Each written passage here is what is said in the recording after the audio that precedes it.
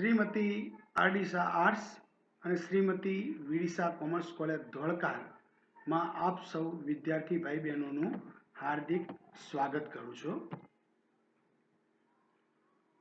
Gujarati department BSM 3 subject Gujarati paper number elective 2 જે આપણા કોર્સમાં છે અમાસના તારા લેખક કિશનસિંહ ચાવડા રજૂ કરતા પ્રોફેસર નરેન્દ્ર પટેલ.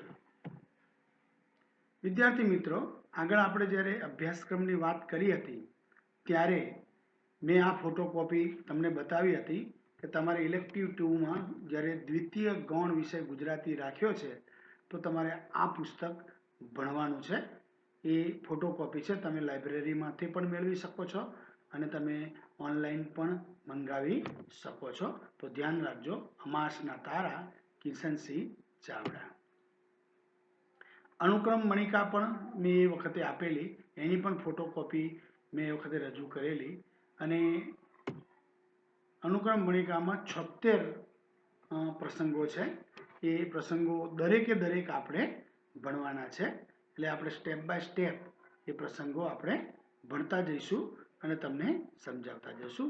અત્યારે જ્યારે ઓનલાઈન શિક્ષણ શરૂ થઈ ગયું છે ત્યારે જાણે સ્વાભાવિક છે કે તમારી પાસે કોઈ પુસ્તક ના હોય એટલે તમે એ પુસ્તક વાંચી ના શકો. એટલા માટે મેં અહીં આપણે જે પણ ચલાવવાનું છે, જે કથાના પ્રસંગો છે, આત્મકથાના જીવનકથાના પ્રસંગો છે, એ મેં ફોટોકોપી તમારી આગળ મૂકી છે. તમે પણ વાંચી શકો છો, હું પણ વાંચતો જઈશ અને તમને સમજાવતો જઈશ. પેલું છે બા. પણ આપણે આ કૃતિ ભણતા પહેલા થોડીક વાત તમારે કરવી છે આ કૃતિ વિશે કે ભાઈ 1947માં સંસ્કૃતિનો પહેલો અંક પ્રગટ થયેલો, પણ એ પહેલાં એક ઘટના બનેલી, લેખક પોતાના સ્વ અક્ષરે કબૂલે છે, તો આપણે પણ એનાથી થોડાક પરિચિત થઈએ એ સ્વાભાવિક છે. એટલે સ્વાભાવિક છે કે તમે આ જોતા રહો અને હું થોડીક વાત તમને કરી લઉં પુસ્તક વિશે કે કિશનસિંહ ચાવડાનું તખલ્લુસ છે કે ઉપનામ છે જીપ્સી. એ લખેલા પોતાના સંસ્મરણો છે. ગુજરાતી આત્મકથનાત્મક સાહિત્યને સમૃદ્ધ કરનારા છે. અમાસના તારાના વાચકને ખ્યાલ આવશે જ કે કિશનસિંહ ચાવડા માત્ર સર્જક જ નહોતા, જીવન મંગલના દ્રષ્ટા અને ઉપાસક પણ હતા. આ જીવનકથા આત્મકથા આમ તો અંતર્મુખ યાત્રીની પારદર્શક સંવેદનશીલતાનો દસ્તાવેજ છે. એમની શૈલી લલિત ગદ્યનું ઉદાહરણ છે અને એમના વિચારો વિશ્વ માનવને અભિભૂત કરનારા છે. તેથી કાળ સામે સદાય અણમીટ અને પ્રેરક રહેશે. 1947ની સાલ સંસ્કૃતિનો પહેલો અંક પ્રસિદ્ધ થઈ ગયો હતો. એક રાતે ભાઈ ઉમાશંકર, સ્નેહરશ્મિ અને અમે અલક મલકની વાતો કરતા હતા. વાત વાતમાં મારાથી એક પ્રસંગ કહેવાઈ ગયો. આ લેખક પોતાના સ્વમુખે આ ઘટના કહે છે. એના ઉપર હાસ્ય વિનોદ થયો, એમાંથી હૂંફ મળી, બીજી વાતો નીકળી. ઉમાશંકરે આવા પ્રસંગો લખવાનો આગ્રહ કર્યો, પણ લેખક ડરે છે કે હું આવા પ્રસંગો લખું અને ઉમાશંકર ભાઈને એ પસંદ પડે કે નહીં. એટલે સ્વાભાવિક છે કે પ્રથમ લખતા હોય તો થોડીક ડર પણ હોય. પરંતુ જેમ જેમ આ લખાણ પ્રસિદ્ધ થયું તેમ તેમ એના વાચકો તરફથી સમભાવની ઉષ્મા મળતી ગઈ. આગળ લખવાની શ્રદ્ધા એથી વધુ સુદૃઢ થઈ. પણ એમાંથી એક બીજું કૌતુક થયું. અંતરની ધરતી પર નવું કુરુક્ષેત્ર મંડાયું, સંઘર્ષ જાગ્યો. એ ધરતીને એક ખૂણેથી આત્મશુદ્ધિનું ઝરણું ફૂટવા મથી રહ્યું હતું. હું એને નીકળતા રોકવા પ્રયત્ન કરી રહ્યો હતો ત્યારે જ મને અનુભવ થયો કે આદમીની અંદર બે જણ વસે છે, સુંદર અને અસુંદર. પ્રસંગો તો જીવનમાં બનેલા પડ્યા જ હતા.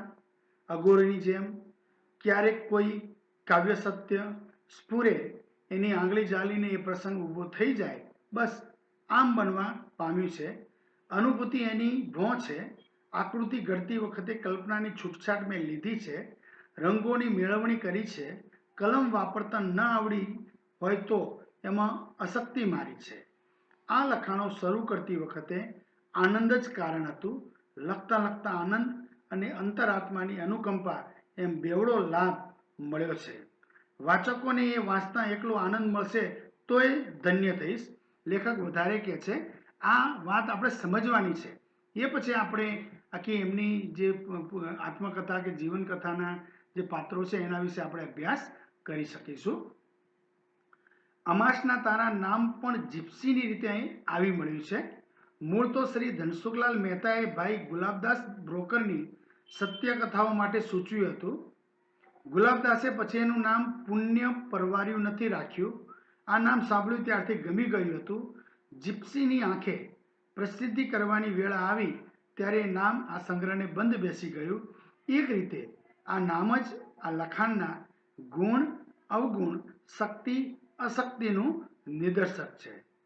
કોઈનું તેજ વધારે, કોઈકનું ઓછું, કોઈકનું એટલું ઓછું કે દેખાય પણ નહીં.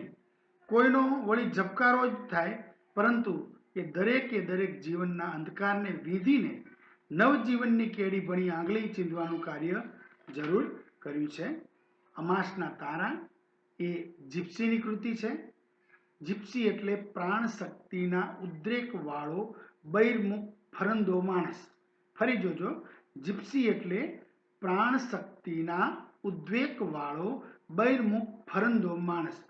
પણ જીપ્સીઓને માત્ર બહિર્મુખ લેખવામાં કદાચ અન્યાય થશે.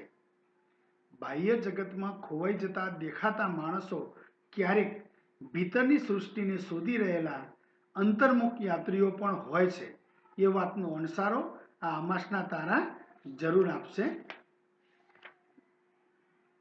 લેખકે આ રીતે આ પુસ્તક લખતા પહેલા આ જીની સૌંદર્ય સૂઝને લીધે આ સાહિત્ય પ્રકારની કલાની કોટીએ પહોંચાડવાની શક્યતાઓ પણ શ્રી કિશનસિંહ ચાવડાની કલમે ભરપૂર વિકસાવી છે. પરિણામે ગુજરાતને એક મનમાં વસી જાય એવું જીવનની મધુર અને મત ખુશ્બોભર્યું પુસ્તક મળ્યું છે. વિદ્યાર્થી મિત્રો, એમના આત્મકથા કે જીવનકથાના પાત્રો ભણતા પહેલાં આપણે આ વાત એટલા માટે જરૂર કહેવી ઘટે કે કઈ રીતે અમાસના તારાનું સર્જન થયું છે એ કવિએ પોતાની દ્રષ્ટિથી, પોતાના મુખે, પોતાના શબ્દોથી આપણી સમક્ષ રજૂ કર્યું છે. આટલી પૂર્વ ભૂમિકા સમજ્યા પછી આપણે એમના જીવનકથા કે જીવનની જે ઘટનાઓ છે, એમના જીવન સાથે બનેલી ઘટનાઓ છે, એ લેખકે અહીંયા શબ્દ રૂપે આ પુસ્તકમાં આપી છે.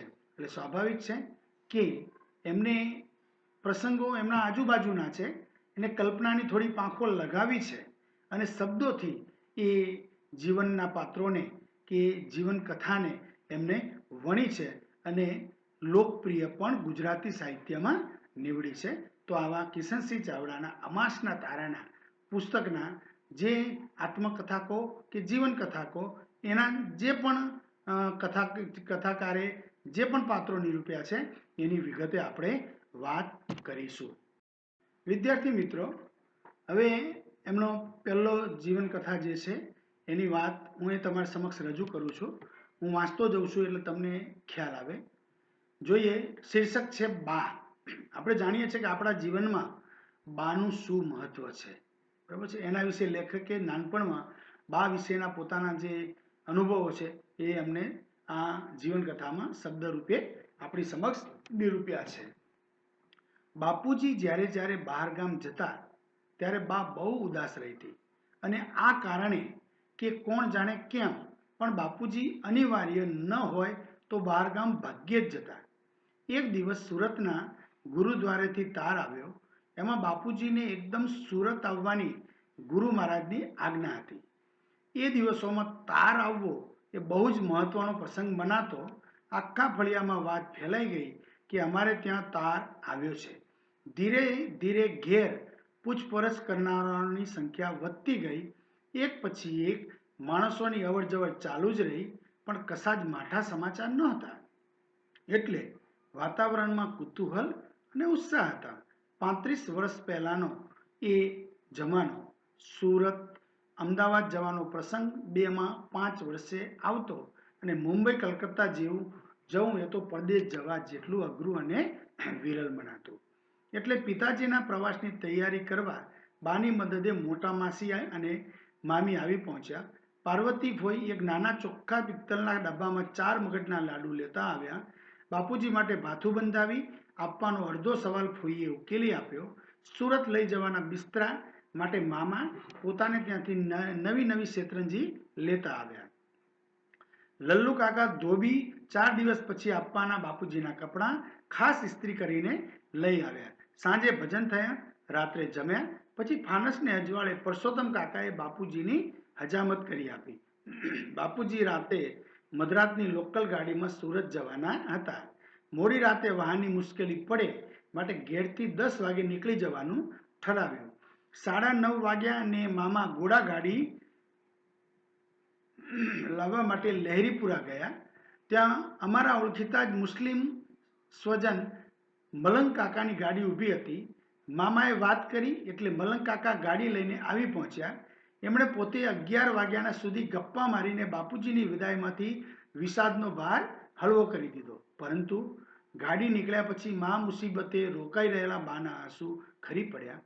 માસી, મામી અને ફોઈ સૌએ બાને સાંત્વના આપી અને છેક મધરાતે સૌ વિખેરાયા. અમે પણ આડા પડ્યા. જ્યારે જ્યારે બા મને વધારે પંપાળે અને વહાલ કરે ત્યારે હું એને હંમેશા દુઃખી અને અસ્વસ્થ જોઉં. આજે પણ બાએ મને એવું જ હેત કરવા માંડ્યું. વહાલ કરતી જાય અને ડુસકા લેતી જાય. એટલે એને છાની રાખવા મેં સામેથી પંપાળવાનું શરૂ કર્યું. પણ એની અસર ઉલટી થઈ. બા રડી પડી. એ વખતે મારી ઉંમર 12 વર્ષની હશે. બા મને બહુ જ વાલી. બાપુજી તરફ અપાર સદભાવ. પણ એમનો ક્યારેક ભય લાગે. પરંતુ બા પાસેથી તો નિર્ભયતાનું વરદાન મળેલું. મેં બાની સોળમાં લપાઈને એના જ પાલવ વડે એના આંસુ લૂછવા માંડ્યા. આંસુનો જેમ જેમ લૂછું તેમ તેમ વધારે વહે. આખરે મારું અંતર પણ ભરાઈ ગયું. બાના આંસુઓ જોઈને અધીરી બનેલી મારી આંખો છલકાઈ પડી. મારી રડતી આંખો જોઈને બાના આંસુ આપોઆપ સુકાઈ ગયા. મને સોળમાં વધારે પાસો ખેંચીને બાએ પાલવથી મારી આંખો લૂછવા માંડી. આ બધોય વખત બા એક પણ શબ્દ બોલી શકી નહીં. મારાથી તો બોલાય જ શું? આખરે બા જ બોલી. એના અવાજમાં રુદનની ભીનાશ હતી. બેટા, તને હું બહુ જ ગમું છું?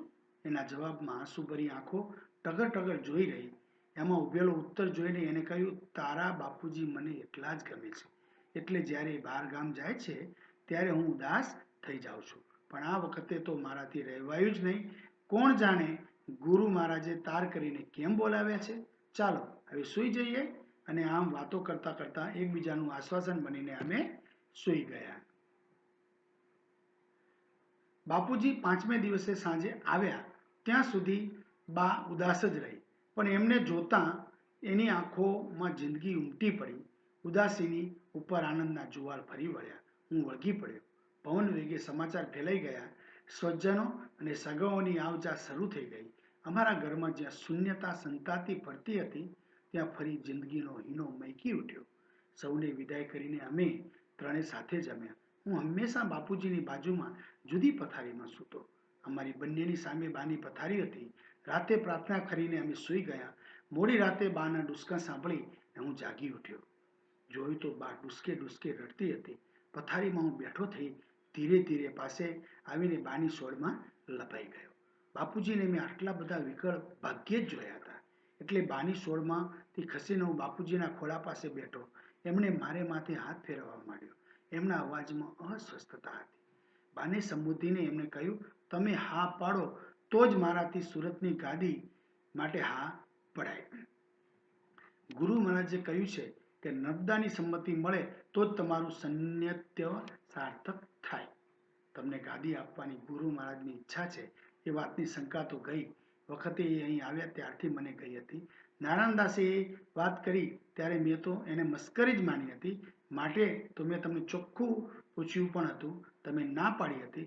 છતાં તમારા મનની ગળભાંગ તો તે વખતે પણ કળાતી હતી. પણ જયરામદાસને સુરતની ગાદી આપવાની વાત હવામાં હતી એટલે મેં મારા મનને સમજાવ્યું હતું. પણ તાર આવ્યો અને મારા મનને શંકાનો પાછો ભડકો થયો. બાના ડુસકા ચાલુ હતા, પણ જુઓ ને, બાપુજીની વાણીમાં પણ વ્યાકુળતા હતી. ગુરુ મહારાજની ઈચ્છા જયરામદાસને દીક્ષા આપવાની નથી. એમણે કહ્યું છે કે તમારા કુટુંબનો ત્યાગ મોટો છે. તમારા પિતાજીનું દાન શોભાવવું હોય, મંદિરની પ્રતિષ્ઠા જાળવવી હોય અને નિરાંતે સંપ્રદાયને જીવતો રાખવો હોય તો તમારે ગાદી સ્વીકારવી જોઈએ. બાના ડુસકા અટકી ગયા. આંસુ આંખમાં અદ્ધર રહી ગયા. એનો અવાજમાં પણ કંઈક જીવ આવ્યો. જુઓ, તમારા આત્માના કલ્યાણની આડે આવું તો મારો ધર્મ લાજે, પણ આમાં તો આપણે માથે કલંક આવશે. દીક્ષા લેવી એને કલંક કોણ કહેશે? હું કંઈ ઓછો દુઃખ કે નિરાશાથી કંટાળીને ગાદી સ્વીકારું છું? સંસારનો કાયર હોય ને સંન્યાસ સ્વીકારે તો કલંક કહેવાય. હું તો સુખી જીવ છું. તમારી સંપત્તિથી ગાદી સ્વીકારવા માંગુ છું. તમે ના કહો તો આપણે ગાદી નથી જોઈતી. બાપુજી હજી પૂરા સ્વસ્થ નહોતા થયા. બાએ કહી, હું કલંકનું કહું છું તેનું કારણ તદ્દન જુદું છે. મારું કહેવું તો એમ છે કે લોકો એમ માનશે કે બાપદાદાની મિલકતની સીધી રીતે વારસો ના મળ્યો તે સાધુ થઈને લીધો. બાપે ઉદાર થઈને મિલકત મંદિરને સોંપી અને દીકરાએ સાધુ થઈને પણ એ મિલકત ભોગવી. આપણી તો મિલકત ગઈ, આબરૂ પણ ગઈ. તમારે માટે કોઈ આવી શંકા કરે તો હું તો મરી જાઉં. બાપુજી શાંત રહ્યા. મારે માથે એમનો હાથ ફરતો રહ્યો. પાસે પડેલા ફાનસની બત્તી એમણે વધારે સતેજ કરી. ઓરડામાં અજવાળું સ્પષ્ટ થઈ ગયું. બાની દ્રષ્ટિ બાપુજીની આંખોમાં ઉતરી જાણે કંઈક શોધતી હતી. ત્યાં બાપુજી એમના હંમેશના ધીર ગંભીર સ્વરે બોલ્યા, તમે કહ્યું એ તો મને સૂઝવું જ જોઈતું હતું, પણ મારા મનમાં આવો ભાવ જ ન હતો. ગુરુ મહારાજની આજ્ઞા પાળવી એ એક જ ભાવ મારા મનમાં હતો. એટલે તમારી વાત હવે સમજાય છે. આપણે કાલે સવારે સુરત તાર કરીને ગુરુ મહારાજને ચરણે ના મોકલી દઈશું. મારી પરવા કર્યા વિના બાએ ઉઠીને બાપુજીના પગ પકડી લીધા. આખી જીવન કવિને પોતાના નજર સમક્ષ બનેલી ઘટના છે, પોતાના માતા પિતાની ઘટના છે. એટલે જો સ્ત્રી એમાં પણ કેટલી સમજ હોય છે, આ એનું ઉદાહરણ આપણે અહીં મળે છે. વારસમાં ગાદી લેવાની છે, પણ માના પોતાના જે જીવનની અનુભવનું જે ભાથું છે એ જ્યારે પીરસે છે ત્યારે એમાંથી કંઈક ને કંઈક ભાવ નીકળે છે. બાપુજી ગઢમથલમાં હતા. શું કરવું એ માને કહેતા હતા, તું કહે તો જ હું ગાદીમાં બેસું, નહીં તો નહીં. પણ બાએ સરસ રસ્તો કાઢ્યો કે આપણે એ મિલકત જોઈતી નથી અને આ તો મિલકતમાં કલંક લાગે. લોકો એમ કે બાપ દાદાની મિલકત હતી, સીધી સીધી મળી નહીં તો ગાદી ઉપર બેસી અને ભોગવી, એટલે એવું કલંક જોઈતું નથી. ત્યારે બાપુજી માન્યા, બે આપણે કાલે જ સુરત તાર કરીને કહી દઈશું કે આપણે ગાદી બેસીશું નહીં. આ નિર્ણયથી મા પણ ખુશ થયા અને બાપુજીના પગ પકડી લીધા. અહીં સરસ એક ઘટના કવિએ એક જીવન કથા રજૂ કરી છે.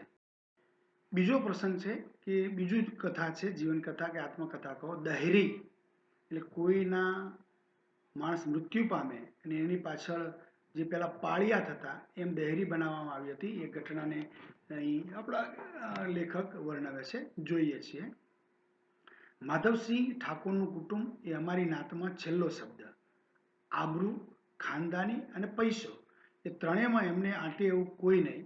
અમારા ફળિયામાં એમની હવેલી, એ અમારે છોકરાને મન રાજમહેલ. એ માધવસિંહ ઠાકોરના મૃત્યુ પછી એમના મોટા દીકરા રામસિંહ કરતા કારવતા થયા. રામસિંહ આમ તો સજ્જન અને સાલસ સ્વભાવના, પણ એમની વહુનું એમના ઉપર ભારે ચલણ. કુટુંબ આખાની જાણે ચક્રવર્તી. એમનાથી સ્ત્રીઓ તો ડરે, પણ પુરુષોએ ગભરાય. આ કુટુંબમાં હીરા જેવા માણસ હોય તો તે રામસિંહના નાના ભાઈ મોહનસિંહ. મીઠો સ્વભાવ, છલકાતી સજ્જનતા, ઉદારતાનો ભાર નહીં, સેવા બુદ્ધિ તો એવી કે ભાઈને ભાભીને શ્રવણની જેમ માતા પિતા માનીને પૂછે. આ મોહનસિંહની સાથે ગંગાફોઈના લગ્ન થયેલા. ગંગાફોઈ બાપુજીના નાના બહેન. બંને ભાઈ બહેન વચ્ચે ગજબની પ્રીતિ. આટલો બધો પ્રેમ, પણ બાપુજી કોઈ વખત જરાય જો મોહનસિંહ વિશે બે વેણ કહે તો ફોઈ તરત જ સામનો કરે. પોતાના પતિ વિશે એક શબ્દ પણ વિરોધનો સાંભળવા ફઈ તૈયાર નહીં. એ બંને ભાઈઓ વચ્ચે પણ માયા મમતા અખૂટ. એટલામાં રામસિંહનું આકસ્મિક મૃત્યુ થયું. પોતાની બંદૂક સાફ કરતા હતા ત્યાં અજાણે ગોળી છૂટી અને શરીર વિદાઈ ગયું. કુટુંબમાં હાહાકાર મચી ગયો. મોહનસિંહ પોતાની ભાભીને માતાને સ્થાને માનતા. મોટા ભાઈના મૃત્યુ પછી એમની ભક્તિ ઘણી ઊંડી થઈ ગઈ. આવો ભક્ત, આ સજ્જન પોતાની પત્ની માટે જીવ આપવાની તત્પરતા રાખતો, પણ દેખાડતો નહીં. ગંગાભાઈ માટેના એમના પ્રેમની એક સરસ વાત બા કહેતા થાકતી નથી. બા તો એ વાત બાપુજીને પણ હસતા હસતા ઘણી વાર લાગ બળે કહેતી. એક વખત બા અને બાપુજી કાશી જવાનો વિચાર કરતા હતા. એ વખતે મોહનસિંહે બાને કહ્યું હતું કે ગંગા આટલી પાસે છે, છતાં કાશી જેટલે આગે શા માટે જાઓ છો? ગંગાજળ જોઈતું હોય તો એના પગ ધોઈને લાવી આપું. અને આ વાતમાં બા પોતાની વાત ઉમેરીને બાપુજીને હસાવતી પણ ખરી કે મોહનસિંહ એ ગંગાજળનું આચમન પણ કરતા હશે. અમારા કુટુંબ ઉપરાંત આખી નાતમાં અને ઓળખાણમાં ગંગાફળનું દાંપત્ય પ્રેમ અને અદેખાઈનો વિષય હતું. મોહનસિંહ લશ્કરમાં નોકર હતા. સુબેદારનો હોદ્દો હતો. અફસરો અને સિપાહીઓ બંનેમાં એમને વિશે સરખા સ્નેહ અને સંભાવ હતા. એ વખતે એમની બટાલિયન પાદરા રોડના બેરોકમાં રહેતી. એક દિવસ સવારે નોકરી ઉપરથી મોહનસિંહ ઘેર આવતા હતા. ત્યાં રસ્તામાં એમને સાપ કરડ્યો. ત્યાં જ એ પડ્યા અને ત્યાં જ મૃત્યુ પામ્યા. સાંજ સુધી જ્યારે એ ઘેર આવ્યા નહીં અને કશા સમાચાર પણ ના આવ્યા, ત્યારે બાપુજી બેરેકમાં ખબર કાઢવા જતા હતા. રસ્તો ઉતાળો હતો. ત્યાં રસ્તામાં જ મોહનસિંહના શરીરને જંપેલું જોયું. એ તો દોડ્યા બેરેકમાં, કેપ્ટનને ખબર આપ્યા. કેપ્ટન અને બીજા લશ્કરી માણસો ડોળી લઈને આવી પહોંચ્યા અને મૃતદેહને ઘેર પહોંચાડ્યો. સ્મશાન યાત્રા વખતે કેપ્ટને આગ્રહ કર્યો કે એમનો અગ્નિદાહ બેરેકની પાસે જ્યાં એમને સર્પદંશ થયો હતો ત્યાં જ કરવો. ગંગાફોઈએ આ વાત માનીને રજા આપી.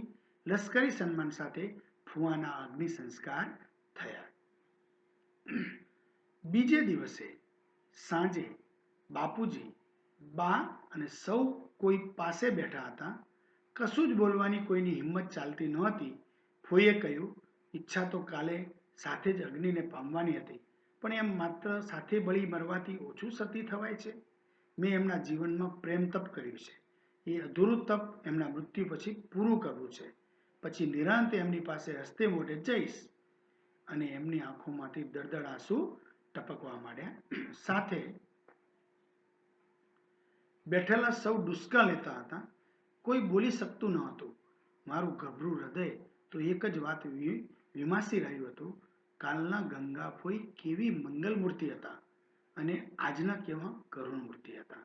એક માણસના જવાથી બીજા માણસનો આખો સંસાર બદલાઈ જાય છે.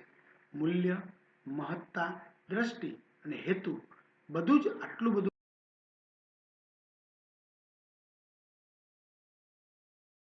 ફુવા જીવતા હતા અને ફોઈ જે હતા, જેવા હતા તે ફોઈને તેવા મેં કદી જોયા જ નહીં. રોજ સવારે બાપુજી મને રામાયણ વાંચવા મોકલતા. રામાયણ વંચાઈ રહે ત્યારે બાદ ફોઈ મને પ્રસાદ આપતા અને એક સરસ વાર્તા કહેતા. એ વાર્તામાં ફુવાનું નામ કે કામ એકાદ વખત તો આવ્યા વિના રહે જ નહીં. એટલે કેટલો પ્રેમ છે ફઈને ફુવા પ્રત્યે એ અહીં ઉજાગર થાય છે. ધીરે ધીરે સમય વીતતો ગયો. વરસ પૂરું થયું. ગમગીની પણ ઓસરી. 1, 2 અને 3 વર્ષ પૂરા થયા. તે દિવસે ફુવાની શ્રાદ્ધ તિથિ હતી. સવારનો વખત હતો. હું રામાયણ વાંચવા ગયો હતો, પણ આજે ફોઈ રોજની જેમ સ્વસ્થ નહોતા. મારા મનમાં કે ફુવાની યાદથી અસ્વસ્થ થઈ ગયા હશે. મેં કહ્યું, ફોઈ ચાલો રામાયણ વાંચીએ. ચાલો બેટા કહીને ફોઈ આવ્યા તો ખરા, પણ રામાયણ સાંભળવામાં એમનું દિલ ચોંટે નહીં. એમના અંતરમાં ચાલતી મથામણની વ્યથા એમની આંખોમાં આવી આવીને રહી જતી. અડધા રામાયણે જ એ તો ઉઠ્યા. અંદર રસોડામાં એમના જેઠાણી રસોઈ કરતા હતા. એમનું નામ સૂરજબા. એ બાઈ મને કદી ગમતા જ નહીં. એમનું મોઢું જ એવું ક્રૂર અને સ્નેહ વિનાનું કે ગમે તેને અભાવ થાય. એમની આંખમાં જ્યારે જુઓ ત્યારે ખાવા ધાતી એક પ્રકારની રિક્તતા ડોક્યું કર્યા જ કરે.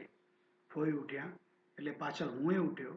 રસોડામાં જઈને એમને કહ્યું, મોટી બેન, તમે આજે સવારે જે વાત કહી તે મને બાળવા જ કહી છે કે સાચી છે?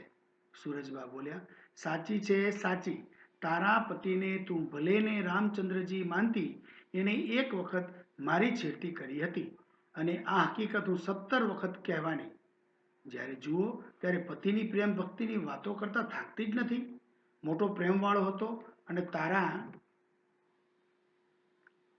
તરફ આટલી ભક્તિ હતી, ત્યારે મા જેવી ભાભી ઉપર શા માટે હાથ નાખ્યો? હા, હું તો કહેવાની કહેવાની ને કહેવાની. સૂરજબાની આંખો ચારેકોર ફરવા માંડી. ફોઈ તો તરત પાછા ફર્યા. મને કહ્યું, ચાલો બેટા. ફોઈને આટલા ગમગીન, આટલા વ્યથિત મેં ક્યારેય જોયા ન હતા. બહાર નીકળીને એમણે બારણામાં જ માથું પછાડ્યું. અંદર કશું એવું સૂરજબાએ કીધું છે કે ફઈના મગજમાં એ દોડી રહ્યું છે, એટલે હજી કોઈને કીધું નથી, પણ પોતાનું માથું બારણામાં જ જોરથી પછાડ્યું. ભડાક અવાજ થયો. કપાળ ફૂટી ગયું. લોહી ધડધડી પડ્યું. સમજ્યા વિના જ મારાથી ચીસ પડાઈ ગઈ. સૂરજબા બહાર દોડી આવ્યા. ફોઈએ માથામાંથી નીકળતા લોહીને ખોબામાં લઈને બાર સાકે થાપા માર્યા અને મારો હાથ પકડીને ચાલ્યા અમારે ઘેર. બા, બાપુજી, પાડોશીઓ સૌ દીપમૂઢ થઈ ગયા.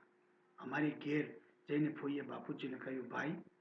પણ ફોઈની કશી વાત સાંભળતા પહેલા બાપુજીએ પોતાના ધોતિયાનો છેડો ફોઈને કપાળે દાબ્યો. એ છેડો હટાવીને ફોઈએ કહ્યું, ભાઈ, એમના મૃત્યુ પછી પેલું અધૂરું તપ પૂરું કરવા જીવતી હતી.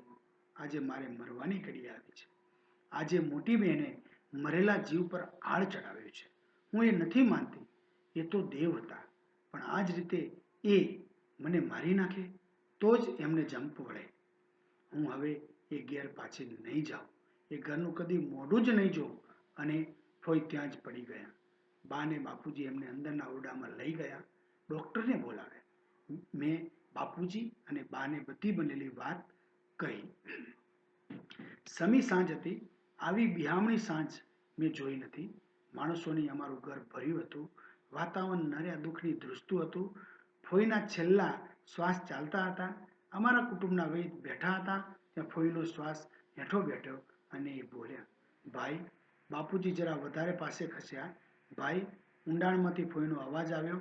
એ ગયા તે જ દિવસે જવાની ઈચ્છા હતી, પણ સાથે બળી મરવાની સતી થવાતું નથી. એ મરીને પણ મારે માટે જીવતા હતા. આજે એમની મા જેવી ભાભીએ સાચા જીવ પર ખોટું આળ ચડાવીને એમનો ભાવ ભજવ્યો છે. ભાઈ, આજે હવે મારે એમની પાસે જવું જોઈએ. મારું શરીર એની જગ્યાએ બાળજો. હવે મારાથી નહીં જીવાય. કોઈના છેલ્લા શબ્દો પણ ઊંડાણમાંથી નીકળતા હોય તેમ બોલાયા. શ્વાસ ચાલતો સમયો. આંખો આપમેળે બંધ થઈ ગઈ. વૈદ કાકા રડી પડ્યા. આખા ઘરમાં શોકના વાદળો વરસ્યા.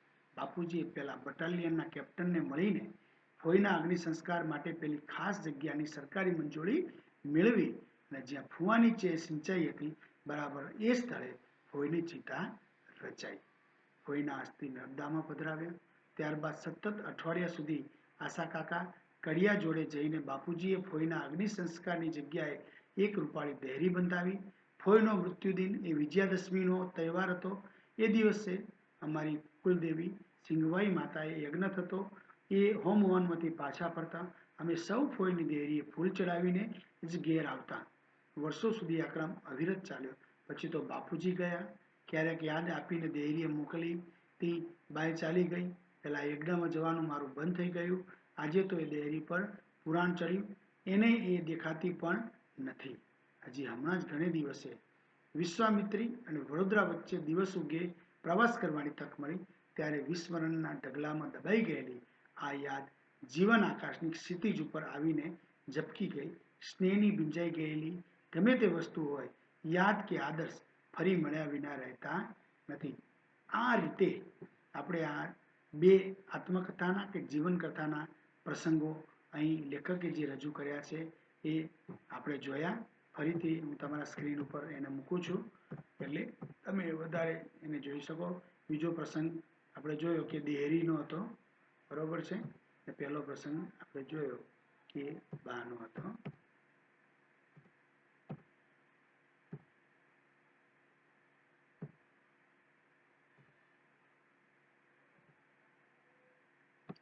બા વિશે લેખકે પોતાના અનુભવો આપણે કીધા કે ભાઈ ગાદીએ બેસવાનું છે અને બાપુજી ગઢમથલમાં છે, ત્યારે બા એ બધાનું સમાધાન શોધી અને બાપુજીને સમજાવે છે કે આપણા બાપ દાદાની મિલકત છે, એ એમને મંદિરમાં આપી છે. તમે જો ગાદી ઉપર બેસશો તો લોકો એમ કહેશે કે જીવતે જીવતો ના મળે, એટલે ગાદી પકડી અને બાપાની મિલકત તો એમને વાપરી, એટલે એવું કલંક આપણે લેવું નથી. ત્યારે બાપુજીને થયું કે આ તો મને સૂઝ્યું જ નહીં, અને એ રીતે એમને આખો પ્રસંગ બાના બુદ્ધિ કૌશલ્યથી પાર પડ્યો અને કલંક થતું બચી ગયું. દેહરીનો પ્રસંગ પણ સરસ કરુણ છે, હૃદયને સ્પર્શી જાય એવો પ્રસંગ છે.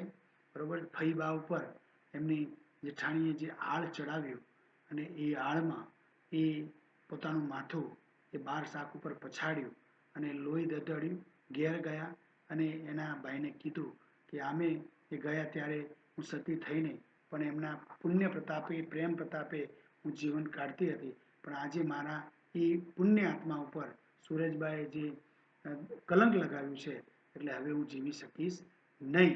અને ત્યાં એમનો જીવ જાય છે અને જ્યાં પતિ મૃત્યુ પામ્યા હતા એ અમલદારના મંજૂરીથી એ જ જગ્યાએ ફઈને પણ અગ્નિદાહ આપવામાં આવે છે. અને ત્યાં એક નાની દેરી બનાવી અને વિજયાદશમીનો તહેવાર હતો, મૃત્યુ એના અગ્નિદાહ વખતનો, લેખક એમ કહે છે કે વિજયાદશમીના દિવસે અમે ત્યાં અવશ્ય ફૂલ ચડાવતા. લેખક કહે છે ધીમે ધીમે હવે એ પણ સ્મૃતિમાં રહ્યું નથી. વર્ષો પછી એ બાજુ જવાનું થાય છે ત્યારે આ ઘટના મને યાદ આવે છે. હમણાં લેખક છેલ્લે કહે છે, હમણાં ઘણા દિવસે વિશ્વામિત્રી અને વડોદરા વચ્ચે દિવસ ઉગે પ્રવાસ કરવાની તક મળી, ત્યારે વિસ્મરણના ઢગલામાં દબાઈ ગયેલી આ યાદ જીવન આકાશની સ્થિતિ ઉપર આવીને ઝબકી ગઈ. સ્નેહથી ભીજાયેલી ગમે તે વસ્તુ હોય, યાદ કે આદર્શ ફરી મળ્યા વિના રહેતા નથી. અહીં સરસ બે પ્રસંગો લેખકે કરુણ પ્રસંગો આપણી સમક્ષ રજૂ કર્યા છે. શબ્દો પણ, શૈલી પણ સરસ છે, રસાળ છે, કરુણ શૈલી છે અને કરુણ રસ અહીં લેખકે વાવ્યો છે. અને એના જીવનના નાનપણના જે પ્રસંગો છે એ પ્રસંગોના શબ્દથી મઢીને આપણી સમક્ષ બહુ સરસ રીતે કિશનસિંહ ચાવડાએ મૂક્યા છે. તો વિદ્યાર્થી મિત્રોનો ખૂબ ખૂબ સૌ મિત્રોનો આભાર.